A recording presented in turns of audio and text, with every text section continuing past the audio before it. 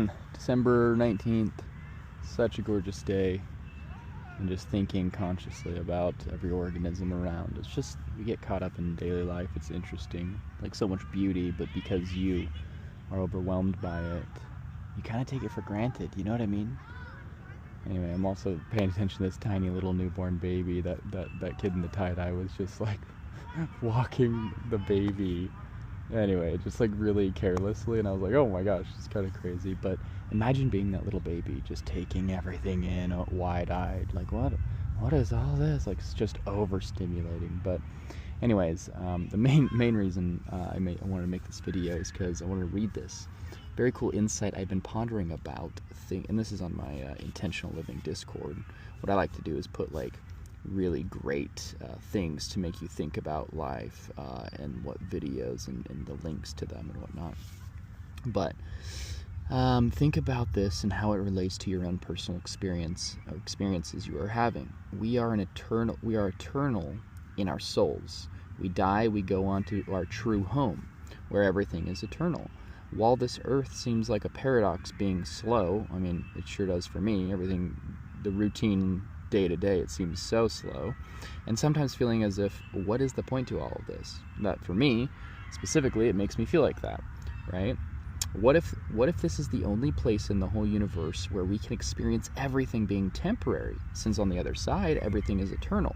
The gift being getting to cherish each truly individual experience. You could be right here next to me, you're going to have a totally different experience because your brain processes everything differently and whatever, so on and so forth. You have a totally unique experience. And each memory, so truly individual experience in each memory, it will all come to an end. What we take with us is our learned experiences, which is different, that's kind of the aftermath of looking at your experiences and what you learned, our spiritual growth, and the experience or experiences we were gifted while being on this earth, because everything on the earth is temporary. I don't know about you, but this part in my life can easily make me take this for granted, as we know nothing else to start with. You're like that little baby over there, just looking around. Look at him. Look, being passed to the daughter, I assume. Oh my gosh, she is just, see? Oh. That baby is too small to be throwing up.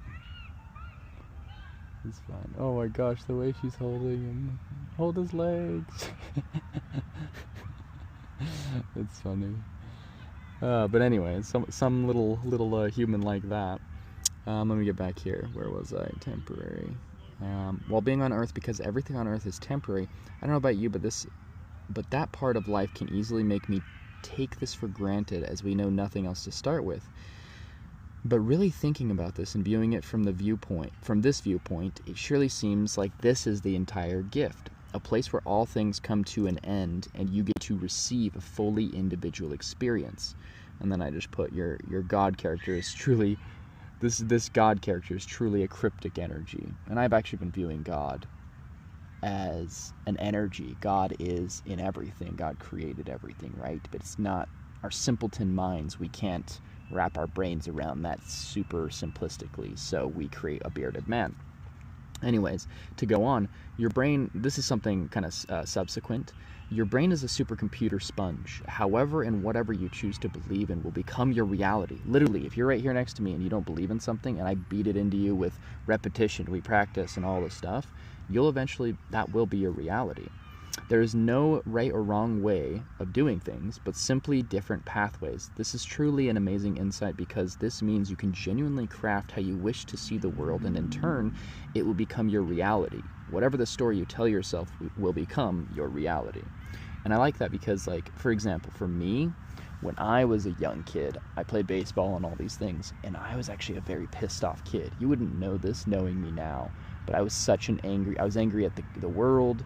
I was angry at myself. I had perfect expectations of myself, so I would never strike out in baseball. If I ever did, I would throw my helmet, yell cuss words, and I was like 8 years old. So it's just kind of crazy I didn't want to live like that anymore. So I consciously said, okay, how do I want to live? And I practice it. Now I've retrained my brain to any situation, even if it's air quotes bad. There's no bad situations. It's how I perceive that situation. And that's the whole thing with the intentional living. I want people to be more conscious of, hey, how am I? How do I think? Oh, wow, I kind of don't like that I do that. How can I change it? And literally, your brain is a supercomputer sponge. Anything that you tell it over an extended, repetitive time, it will learn and adapt. I mean, just try it. Anything you don't like about yourself, all you have to do is notice it. Tell your brain, hey, we did that, it's okay. Next time, do this instead. And your brain will start to pick up patterns. It's a really cool little life hack that will change your whole life. I mean, that's how I've retrained my brain to be how I want it to be. And I'm always evolving, right? That's the thing. It's a never ending, that's life, right? It's never ending. You're always trying to improve. And so that's something I wanted to talk about, kind of. Hopefully sharing this will spark one little idea. I've been really just going through so many videos, and it's not even about the videos. What happens in watching educational good content podcasts, what have you, is it sparks an idea within you as the creator. It sparks an idea with whatever experiences you're having in life. So I just find that all very cool, and this is something I've been really thinking about, is what is the whole purpose of the world? Like, why are we here? And it's not money, it's not material possessions, none of that gets taken with you. That is just some crazy greed, ego, and when you're young, you're taught success is getting rich and whatever. That's just all, I don't know, small-minded thinking. For me, it's about, and this is the reason, it's about how much value in what we're exuding onto the world, and spiritual growth. The only thing we take with us when we die is our experiences and our soul, our spirit, right? So logically speaking, what would be the most beneficial and the best way to live your life is to become the best version of yourself.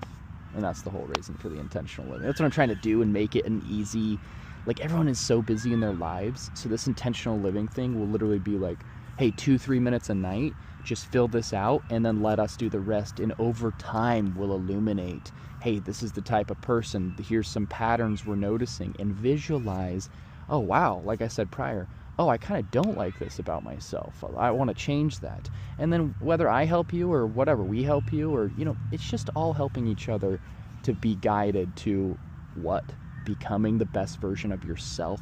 So you look yourself in the mirror, or your spiritual mirror, and you know that you're awesome. You know that you love yourself. That's how I'm so confident, guys. I'm so confident because I know everything that I strive or try to do, and I'm not perfect, but everything I try to do, I do it from a genuine, intentional mindset. If I'm talking to someone, I'm trying to be genuine. I just know that I'm doing the right thing by my standards, and guess what? No one can judge you for that. And if they do, it's a reflection on them, not on you. You know you're doing the right thing, or at least trying to. That's the biggest thing, is striving to become the best version of you. So, have a great day. It's beautiful out. And look at the beautiful sky. It's actually a work of art. It's crazy. And we're good. I'm zooming to the gym. Clouds can be millions of pounds, or a million pounds, I guess. I don't know. I'm sure they all differ, but I didn't realize they're so heavy, and they're just a few miles above our heads, and we're in this floating spherical thing. Anyway, it's kind of crazy. The world we live in, but everything's still to us.